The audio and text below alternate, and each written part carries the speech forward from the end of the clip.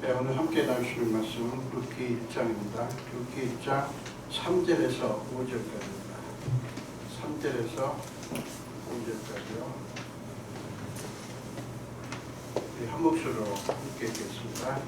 나오미의 남편 엘리멜렉이 죽고 아브라함의 두 아들이 남았으며 그들은 모압 여자 중에서 그들의 아들을 맞이하였는데 하나의 이름은 오르바요 하나의 이름은 루시더라. 그들이 거기에 거주한 지 10년쯤에 말로리가 들은 두 사람이 다 죽고 그의 두 아들과 남편의 뒤에 나아가라. 아멘. 한 번 더 기도하겠습니다. 예수님, 오늘도 주님이 명하시기에 종이 순종하고 말씀을 듣고 주님 앞과 그리고 주님이 사랑하시는 자녀들 앞에 섰습니다. 성령님이시여 종의 입술을 성령의 불로 정결케 하사 하나님의 말씀만 온전히 선포되게 하여 주옵소서. 감사드렸고 예수 이름으로 기도합니다. 아멘.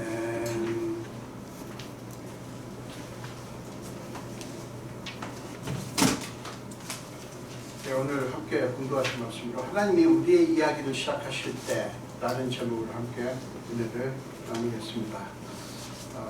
우리 인생은요, 각자의 이야기를 만들어가는 그런 삶입니다. 여러분들 스토리가 다 있어요. 여러분들 이야기들이 다 있습니다. 살아온 세월만큼 한 권의 책 가지고 다 안 돼.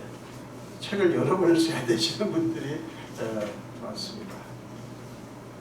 그렇죠? 여기 여러분들이 이야기 없는 분이 있어요? 이야기가 없다는 얘기는 삶이 없다는 얘기거든요. 네.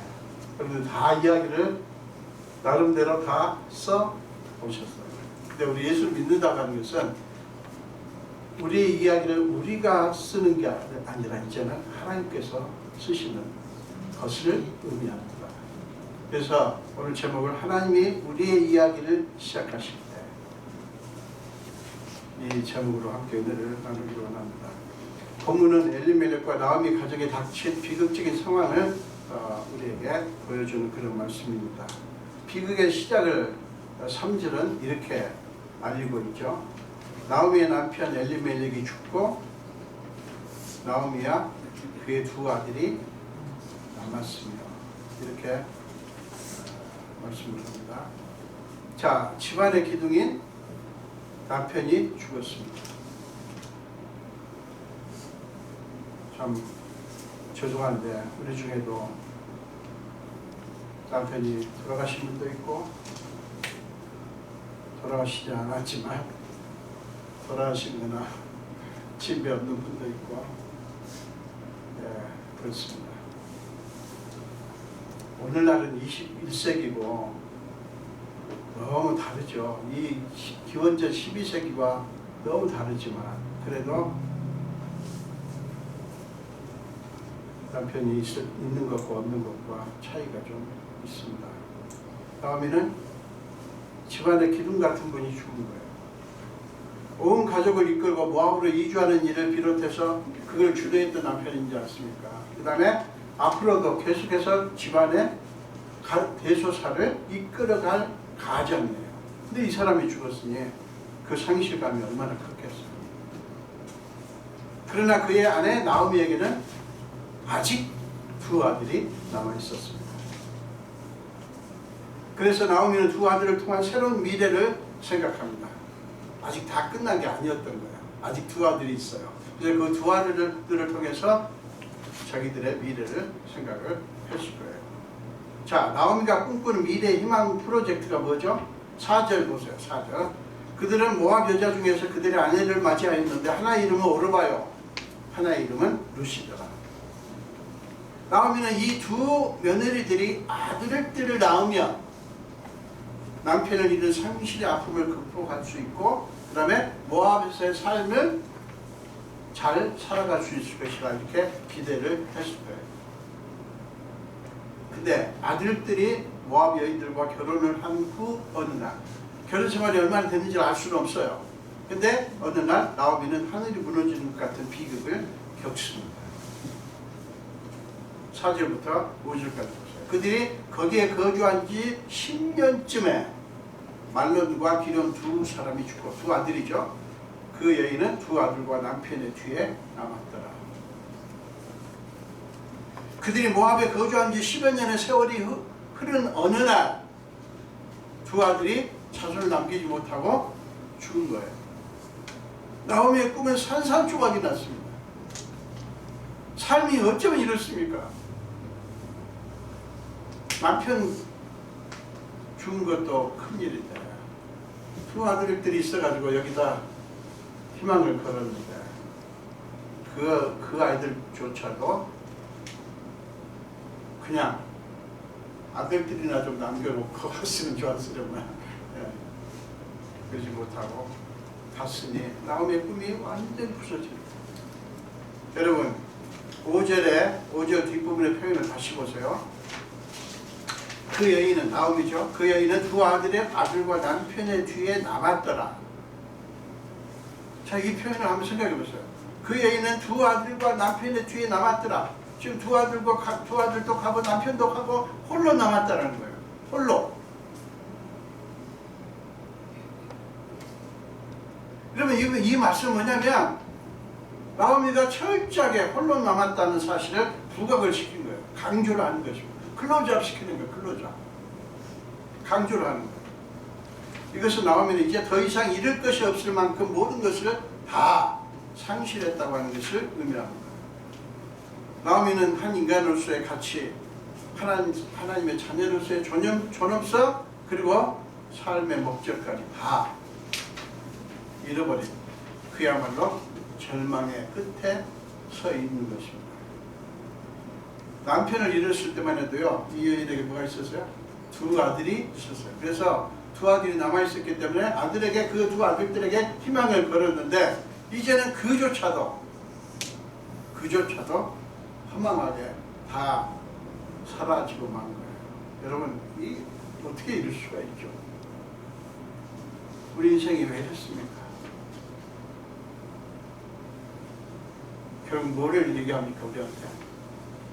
나오미가 믿었던 희망의 근거들이 사실은 믿을 만한 것이 아니었던 거예요. 썩은 동아줄이었다고요. 썩은 동아줄. 우리가 지금 믿고 붙들고 있고 내가 이게 있으니까 나는 괜찮아 라고 하는 것들도 사실은 이게 과연 믿을 만한 것인가, 그런 생각을 하지 않을 수가 없죠. 이렇게 하면 잘 될 거야 라고 믿었던 것들이, 남편은 갔지만 그래도 이 아들들이 자식을 낳으면 돼, 크게 뒤통수를 친 거 아니에요. 여러분, 이 모든 것은 그들이 모압으로 이주한 지 불과 10년쯤 되었을 때 벌어진 일입니다.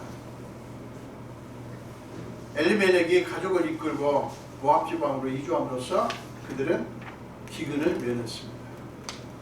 기근을 면하는데 성공한 거예요.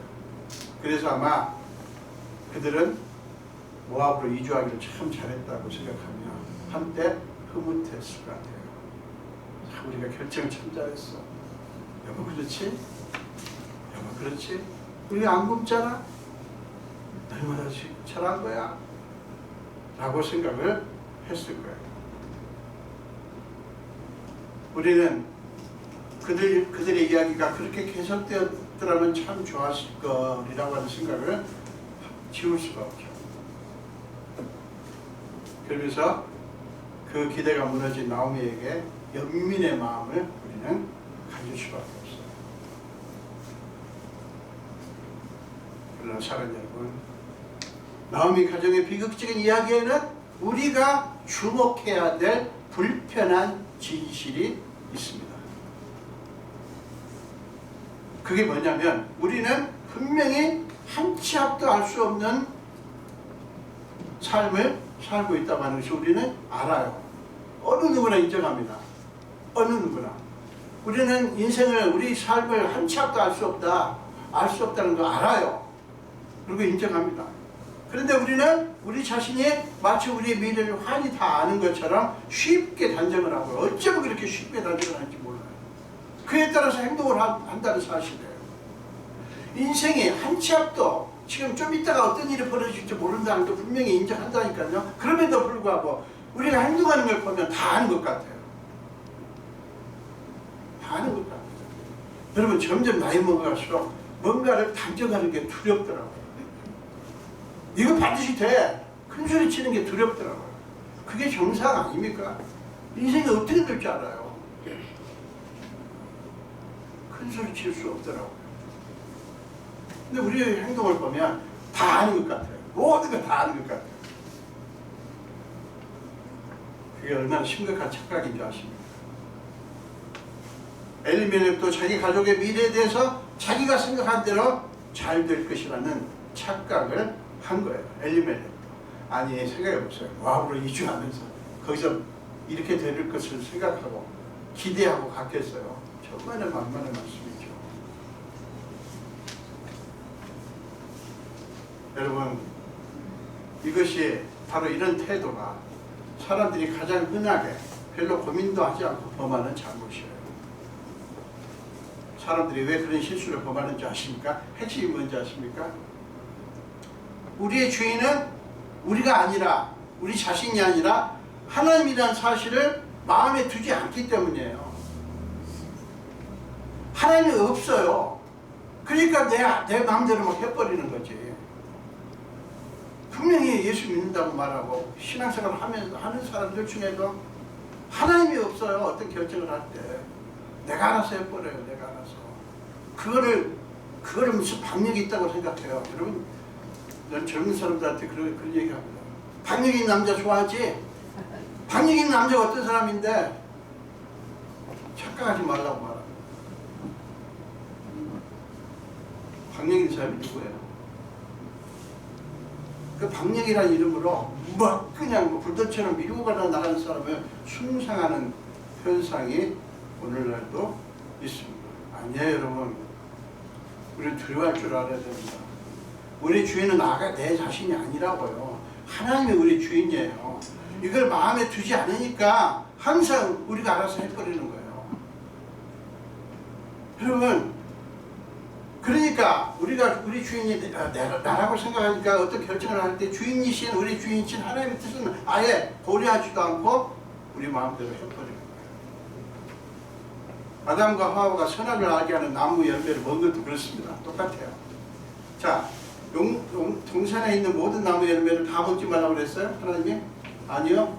다 먹을 수 있다. 근데 한 가지만 금했어요. 동산 중앙에 있는 선악을 알게 하는 나무는 먹지 마라. 그렇게 말씀하셨어요. 먹으면 어떻게 해야 되냐? 먹어도 괜찮다? 아니에요. 먹으면 죽으리라. 그런데도 아담과 하와는 아예 하나님이 하신 말씀에 대해서는 생각도 안 하고 자기들이 보기에 좋은 대로 행한 거예요. 따먹은 거예요. 아니 하와가 자기가 먹었어. 그걸 가지고 남편한테 주었죠? 남편도 웃기는 인간이에요. 안 그래요? 아니 실제로요. 하나님께 직접 명령을 받은 사람 누구예요? 아담이에요. 아담. 어떤 분 무시하는 하와만 그냥 난도질을 합니다. 그러니까 여자분들 조심해야 돼 막 이러면서. 아니에요 여러분. 진짜 문제는 누구예요? 아담이에요. 아담. 왜 아내한테 핑계를 대요? 아니 자기가 분별을 해야지. 여보 하나님이 말씀하셨어. 그 정도 돼야죠.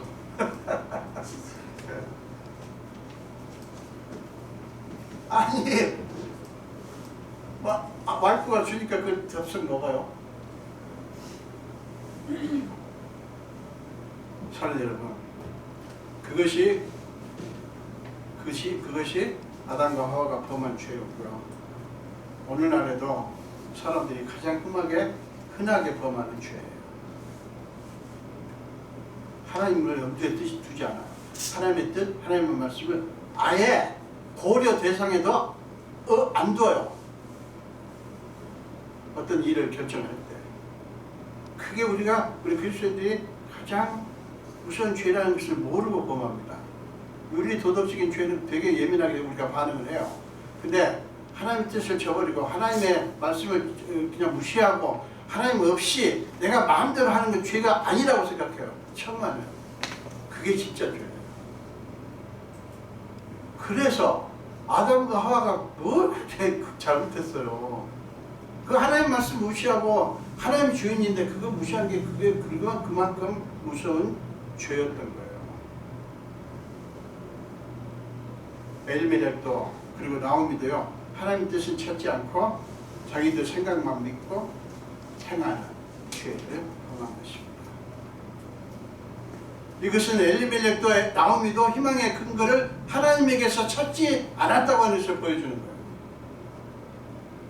자기들의 생각과 자기들이 가진 자원에서 희망의 근거를 찾은 거예요. 나오미가 남편이 죽자 자기 아들들한테 눈이 돌아갔잖아요. 그리고 이 아들들을 결혼을 시켜서 이 아들들이 아들을 낳게 하면 되겠다. 틀린 생각 아니에요. 그럴 수 있어요. 그러나 먼저 하나님, 제가 남편을 잃었습니다. 우리가 모압에 올 때 사실 흉년을 면하기 위해서 왔는데 잘 될 것이라고 믿었는데 그 모든 것을 주도해가던 남편이 죽었습니다. 하나님, 제가 어떻게 하면 좋습니까? 하나님께 묻고 고민을 해야 되는 거 아니었습니까? 근데 아닌 거예요. 자기 아들들을 애가 희망을 건 것입니다. 그게 죄예요. 그 점에 대해서 야고보 사도는 이렇게 야고보서 4장에서 이렇게 말씀합니다. 야고보서 4장 13절에서 16절입니다. 들으라, 너희 중에 말하기를 오늘이나 내일이나, 지금 너희가 말하는 거예요. 어떤 사람들이 오늘이나 내일이나 우리가 어떤 도시에 가서 거기서 1년을 머물며 장사하여 이익을 보리라 하는 자들아, 내일 일을 너희가 알지 못하니. 좀 건너뜁니다. 너희가 도리어 말하기를, 어떻게 말해야 되냐면, 주의 뜻이면 우리가 살기도 하고 이것이나 저것을 하리라 할 것이거든. 이제도 너희가 허탄한 자랑을 하니 그러한 자랑은 악한 것이니라. 그러한 자랑이 뭐예요? 우리가 내일이나 모레나 어느 도시에 가서 장사를 해가지고 이 일을 남겨야지, 이 생각, 그 생각 자체가 나쁜 겁니까? 아니요. 뭐가 문제예요? 하나님을 안중에 두지 않는 거예요. 근데 그거를 악한 것이라고. 여러분, 남편도 죽고 두 아들도 죽고 홀로 남은 나오미의 절대 비극을 한번 상상을 해보세요. 얼마나 기가 막힌 겁니까? 10년 사이에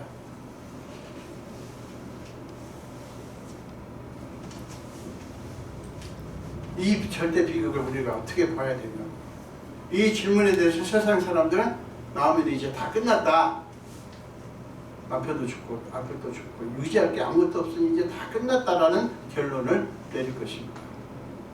그러나 하나님의 자녀인 우리는 이 질문에 대해서 전혀 다른 답을 가진 사람들이에요. 다 끝났다는 답을 내릴 수 없는 사람들이에요.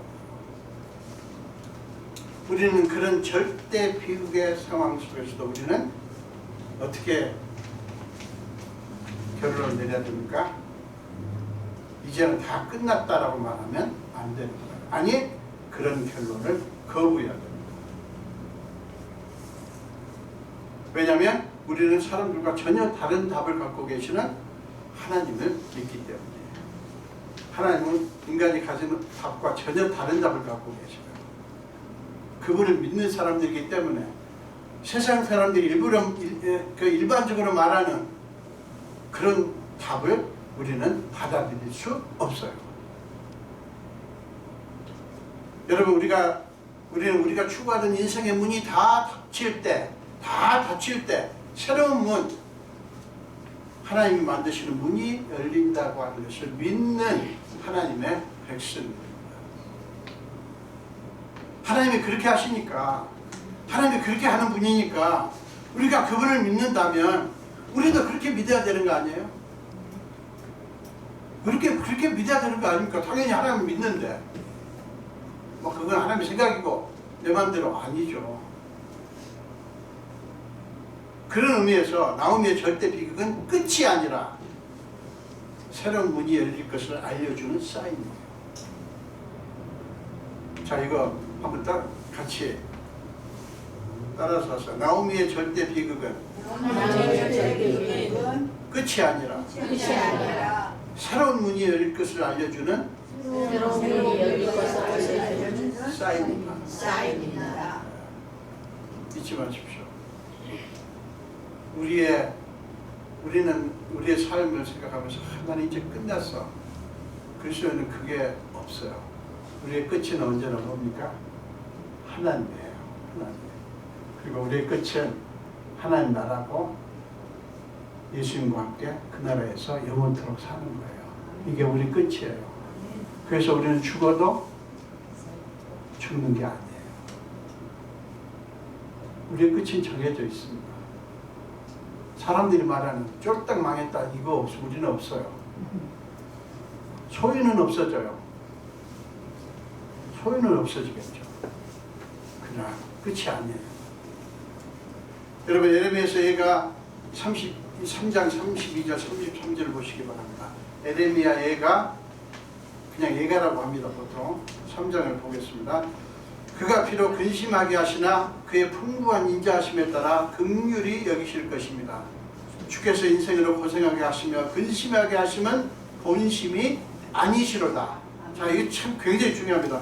주께서 인생으로 저와 여러분으로 고생하게 하시며 근심하게 하시면 뭐라고요?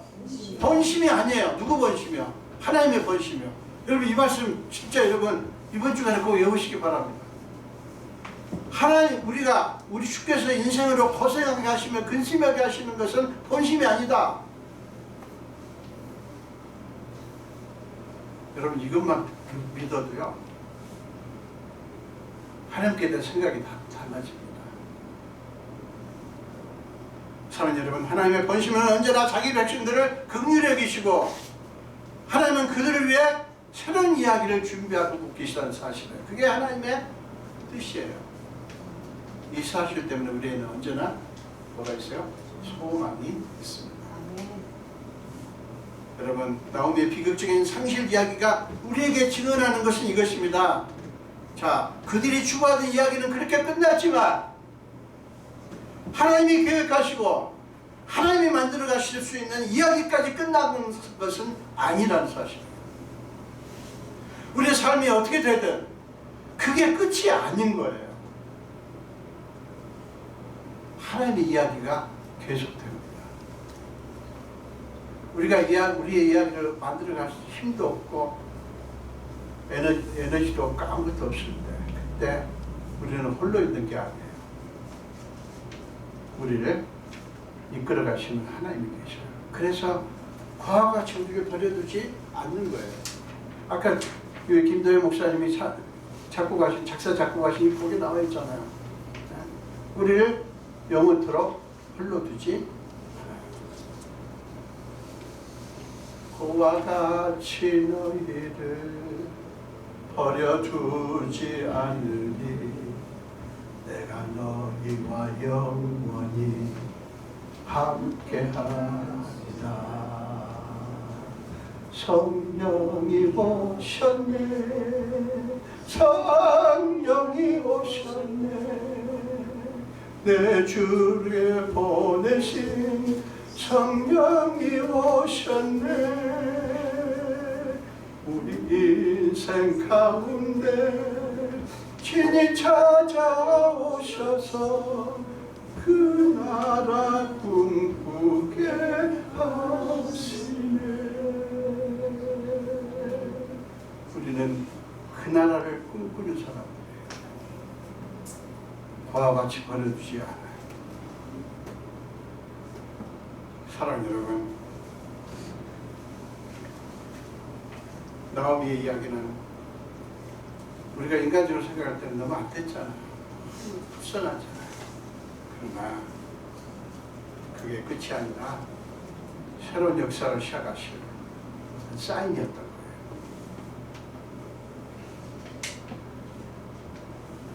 여러분,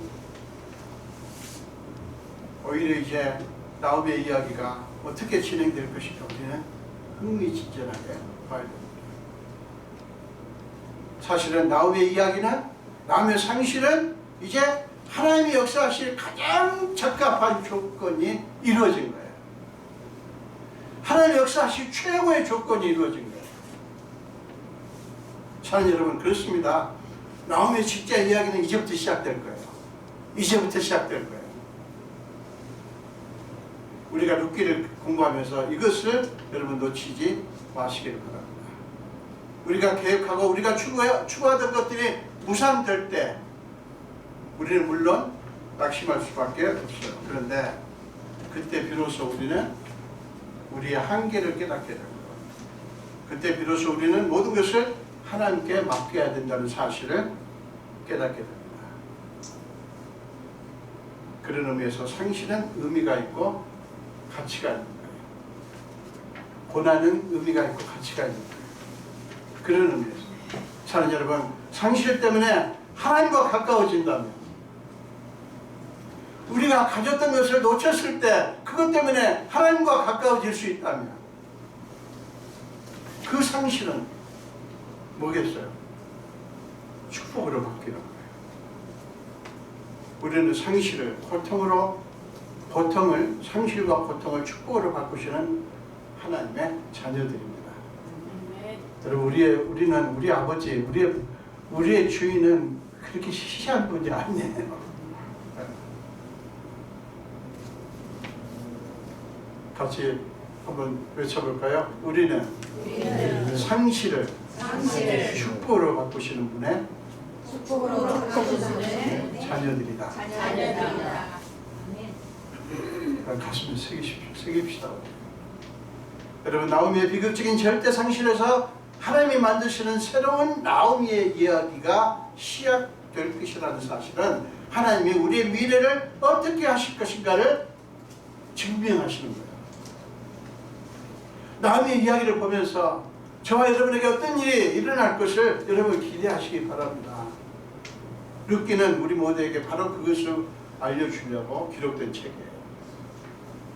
그러므로 룻의 이야기를 통해 하나님이 여러분을 위해 어떤 마음을 갖고 계신가를 꼭 발견하시기를 축원합니다. 그것만 확실하게 잡아도요, 여러분은 너무 쉽게 절망하지 않을 수 있어요. 기원전 586년에 나라가 망하고 이스라엘 백성들이 바벨론의 포로로 잡혀가서 깊은 절망 가운데 포로 생활을 하고 있었을 때 하나님이 그들에게 주신 말씀을 우리가 주목할 필요가 있어요. 자, 에레미야서 29장 10절 11절입니다. 에레미야 29장 10절과 11절입니다. 여호와께서 이와 같이 말씀하시니라. 바벨론에서 70년이 차면 내가 너희를 돌보고 나의 선한 말을 너희에게 성취하여 너희를 이곳으로 돌아오게 하리라. 여호와의 말씀이니라. 너희를 향한 나의 생각을 내가 아나니 평안이요 재앙이 아니니라. 너희에게 미래와 희망을 주는 것입니다. 하나님은 선포하십니다. 영어로 보면 더 멋있어요. I have plan for you. 너를 위한 하나님의 계획이 있대요. 그 계획은 뭐냐? 평안이요 재앙이 아니라는 거예요. 지금 포로로 잡혀가서 신음하고 있고 낙심하고 있고 절망 가운데 빠져있는 이스라엘 백성들에게 하나님께서 I have a plan for you. plan for you. 너희를 너희를 위한 생각을 갖고 있다. 계획을 갖고 있다. 이렇게 말씀을 하시는 하나님이 저와 여러분의 하나님이에요. 사랑하는 여러분, 그렇습니다. 하나님 우리를 향한 하나님의 계획, 하나님의 생각을 갖고 있는데 그건 재앙이 아니라 평안이라고 선포합니다. 그러므로 사랑하는 여러분, 그동안 우리가 애써 만들어왔던 우리의 이야기가 끝날 때 우리의 실패를 되새김질하지 마시기 바랍니다. 여러분들이 지난날 돌아보면서 내가 왜 그때 그렇게 했을까? 왜 내가 그렇게 했을까? 너무 가슴 치지 마세요. 자꾸 옛날에 실패한 것을 속아 되새김질. 여러분 되새김질이 뭔지 아시죠? 되새김질 하듯이 계속 꺼내가지고 또 꺼내서 옛날에 고통을 또 꺼내서 그걸 즐기는가 봐요. 그러는 대신 하나님의 계획, 그것을 가슴 깊이 새기고 또 새기십시오. 되새김질 하시려면 그거 합시다.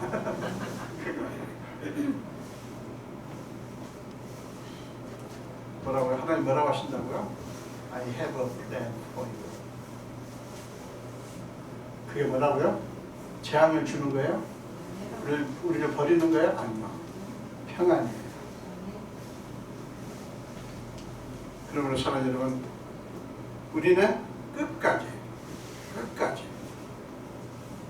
끝까지 우리의 이야기에 주목하는 대신 여러분 하나님의 이야기를 우리 주목할 수 있기를 바랍니다. 여러분 이렇게 생각하세요. 내가 추구하던 것이 막혔을 때 막혔네 라고 생각하시고 나면 그렇다면 이제 하나님이 나의 진짜 이야기를 시작하시겠구나. 자, 우리 같이 해봅시다. 이제 하나님이 나의 진짜 이야기를 시작하시겠구나. 그렇게 하세요. 말이 여러분들이 뜻이 막힐 때 기분 나쁘죠. 아니 무슨 계획이 막히면 기분 상해요. 일단 기분 나쁜 것을 또 죄책감을 갖지 마세요. 일단 잠시 기분 나빠하세요. 그러시면 어떻게 해야 된다고요? 안 됐어. 그렇다면 이제 하나님이 하시는 일이 시작되겠구나. 이렇게 믿으시길 축원합니다. 제가 시를 하나 소개하겠습니다. 또 다른 시작이라는 제목의 시입니다. 이 시는 어느 시집에도 없어요. 우리 어머님이 돌아가시기 전에 남긴 여러 편의 시 중에 하나입니다. 몰랐어요. 제가 발견하고 깜짝 놀랐습니다. 시를 많이 쓰셨더라고요. 또 다른 시죠. 꿈이 사라졌을 때 새로운 꿈을 꾸게 된다. 부서지는 것을 두려워 말라. 꿈을 깨는 자만이 새로운 꿈을 꿀 수 있다. 사랑도 쓰러지고 난 후에 다시 온다. 부서지는 것은 모두 새로움을 낳는다. 아픔을 모르는 사람은 사랑이 아니다. 고통은 결국 떠난 사람 것이 아니라 남겨진 사람 것이 되고 말았다. 겨울 바람에 벗겨진 가지들이 알몸으로 부딪히며 소리칠 때면 그리움은 강가를 나가 귀가 큰 눈사람이 되어 있었다. 저는 특별히 아픔을 모르는 사랑은 사랑이 아니다. 나는 그분이 너무 와닿습니다. 여러분 우리한테는 언제나 새로운 시작이 있습니다. 또 다른 시작이 있습니다. 그 또 다른 시작은 어떤 시작이에요? 우리가 만드는 시작이요? 아니요. 하나님이 만드는 시작이에요. 이 시작을 믿으시고 이 시작을 맛보시는 저 여러분 되시기를 주님의 이름으로 축원합니다. 기도하겠습니다. 예수님 감사합니다. 오늘도 저희를 불러주시고 우리 누색에 일어난 정말 처절한 상실, 비극을 이야기를 하면서 거기서 오히려 하나님이 하시는 일을 바라봅니다. 주여, 루스의 이야기가 우리에게 얼마나 소망이 되고 얼마나 위로가 되는지 모릅니다. 우리가 끝까지 하나님의 자녀로서 이 땅에 살아가면서 이 세상 것에 눌리고 이 세상 것에 의해서 우리 마음이 무너지지 않게 하시고 언제나 하나님 이야기를 준비하시고 그 이야기를 만들어 가시는 주님을 바라보는 우리 모두가 되게 하여 주옵소서. 감사드리고 예수 이름으로 기도합니다. 아멘.